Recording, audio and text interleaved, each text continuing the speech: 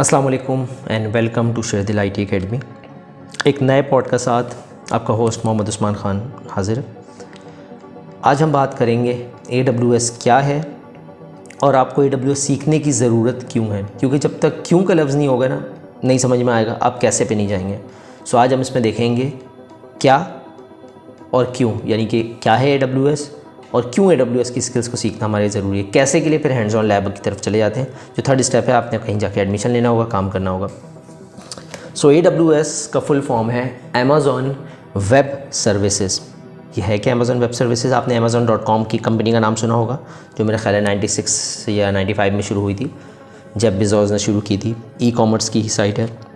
जब बेज़ोस भाई जो है वो बुक्स बेचते थे, किसी बैंक में काम करते थे डायरेक्टर लेवल पे, वहाँ से जॉब छोड़ी 1995-96 में उन्होंने स्टार्ट किया अपनी कंपनी amazon.com। अमेज़ॉन जो है वो दरिया अमेज़ॉन के नाम पे रखा गया है, जो कि US में है, जहाँ तक मेरी नॉलेज है। उसके बाद फिर उन्होंने आई थिंक 2002 में अमेज़ॉन वेब सर्विसेज स्टार्ट की थी। तो amazon.com जो कंपनी, जो ई-कॉमर्स की कंपनी है, ठीक है ना। बहुत सारे लोग समझते हैं कि हम ई-कॉमर्स प्लेटफॉर्म पे काम करें, ऐसा नहीं है, ठीक है ना। हम लोग क्लाउड की काम करते हैं, क्लाउड कंप्यूटिंग सर्विसेज, और उसकी ट्रेनिंग करवाते हैं। सो वापस आते हैं टॉपिक की तरफ। amazon.com जब चलने लगी तो उसके साथ उनको इंफ्रास्ट्रक्चर भी चाहिए था, जहाँ पे वेबसाइट होस्ट हों, इनका एप्लीकेशन डेटाबेस चीज़ें होस्ट हों।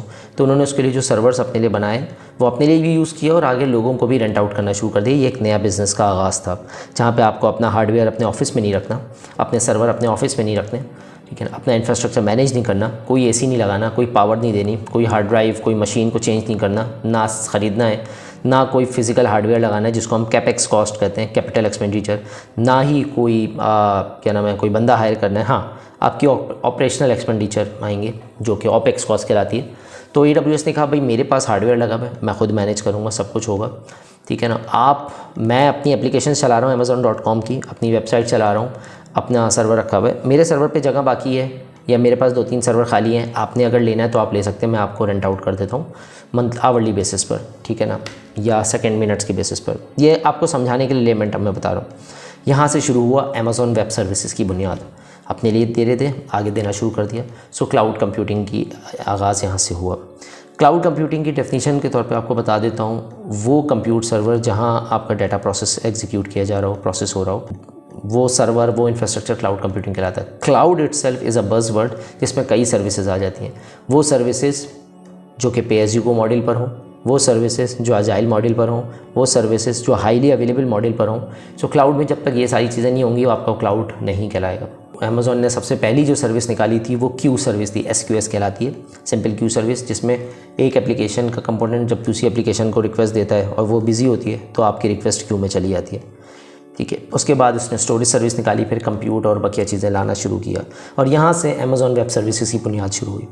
ये तो है अमेज़ॉन वेब सर्विसेज। क्या अब क्यों की बात आती है कि भाई मुझे ये क्यों सीखने की ज़रूरत है। बहुत सिंपल सी बात है, सप्लाई एंड डिमांड। मुझे ज़रूरत है, मैं एक फैक्ट्री चलाता हूँ, ठीक है ना, या मेरी कोई केक की शॉप है, मुझे अपनी वेबसाइट होस्ट करनी है, मेरे कस्टमर्स आते हैं, मोबाइल से ऑर्डर करते हैं, उस मोबाइल एप्लीकेशन को कहीं डिप्लॉय करना है। सो मुझे एक ऐसा बंदा चाहिए जो उस से भी इसको डिप्लॉय कर सके। दूसरा ये कि मुझे अपने पास कोई हार्डवेयर नहीं रखना, मैं कहीं रिमोट लोकेशन पे, रिमोट उस पर करना चाहता हूँ, बस मुझे चलता हुआ मिल जाए, मैं हर महीने उसको कुछ पैसे देता रहूँ, 24/7 चलता हूँ। ये काम सिर्फ और सिर्फ क्लाउड पे हो सकता है। आपको मैंने हायर किया, आपको AWS आता है, मैंने कहा भैया मुझे एक सर्वर आप लगा के दे दें। आप जानते हैं रीजन्स क्या है, जोन क्या है, कितना बड़ा सर्वर है, ये सब आपने किया। मुझसे सिर्फ बेसिक सवालात पूछे लेमैन टर्म में कि भाई आपके कितने यूज़र्स होंगे जी, 5000 4000 होंगे। फिर आपने मेरे डेवलपर से बात की, भैया इनकी जो चीज़ें बन रही हैं वो कितनी सर्वर पे लेंगे, वो बताएगा भाई लिनक्स होगा, लिनक्स पे अपाची चलेगा या nginx होगा, और उसके साथ फला इतनी रैम, इतना CPU, इतना हार्ड ड्राइव चाहिए। अब क्योंकि आपने AWS पढ़ा हुआ होगा, जानते होंगे AWS को, तो आप मुझे सर्वर ले देंगे। इसमें क्या हुआ, आप फ्रीलांसर काम कर रहे होंगे तो हर महीने पैसे AWS को भी जा रहे होंगे और उसमें से कुछ हिस्सा आपको ही मिल रहा होगा सपोर्ट की मद में, डिप्लॉयमेंट की मद में। और अगर आप किसी कंपनी के मुलाजिम होंगे AWS सीखे, तो कंपनी का प्रोजेक्ट जाएगा तो कंपनी आप ही से करवाएगी ना, इससे जॉब क्रिएट होगी, ठीक है। तो ये है सप्लाई चेन। मार्केट में सप्लाई और डिमांड की वजह से AWS को सीखना ज़रूरी है, क्योंकि लोग AWS पे जाना चाहते हैं, अपना इंफ्रास्ट्रक्चर रखना चाहते हैं। लोगों को, कंपनीज़ को AWS के इंजीनियर्स चाहिए, आर्किटेक्ट चाहिए, जो उनके बिहाफ पे उनके कस्टमर्स का इंफ्रास्ट्रक्चर डिज़ाइन कर सकें, डिप्लॉय कर सकें। सो इसके लिए आपको AWS सीखना है। सेम इसी तरह गूगल, एज्योर और अलीबाबा भी है, आपको ये तमाम भी से सीखना है, क्योंकि एक कंपनी सिर्फ एक क्लाउड नहीं बल्कि मल्टीपल क्लाउड दे रही होती है। जैसे शेरदिल IT अकेडमी के साथ शेरदिल क्लाउड का नाम है, जो कि AWS, गूगल, एज्योर, अलीबाबा चारों पे काम कर रहा है। हमारे पास कस्टमर आते हैं तो हम कभी AWS देते हैं, कभी गूगल, उनकी रिक्वायरमेंट के हिसाब से या उनके सर्विस के हिसाब से। सो यहाँ पे बात आ जाती है अब AWS से आगे निकल के मल्टी क्लाउड, यानी कि AWS, गूगल, एज्योर। इसके साथ ही साथ फिर उनको अगर डेवऑप्स चाहिए, जैसे कि मेरा एक कस्टमर है, उसको AWS के साथ टेराफॉर्म, लिनक्स और बैकअप या DR साइड एज्योर पर बनवानी है। अभी आ गया मल्टी क्लाउड डेवऑप्स, जिसके अंदर AWS की नॉलेज, एज्योर की नॉलेज। तो अगर एक बंदे में होगी तो ज़ाहिर है वो ज़्यादा पैसे कमाएगा। अगर कंपनी को 2 या 3 बंदे अलग अलग रखने होंगे तो सबकी थोड़ी थोड़ी तनख्वाह होगी, ठीक है।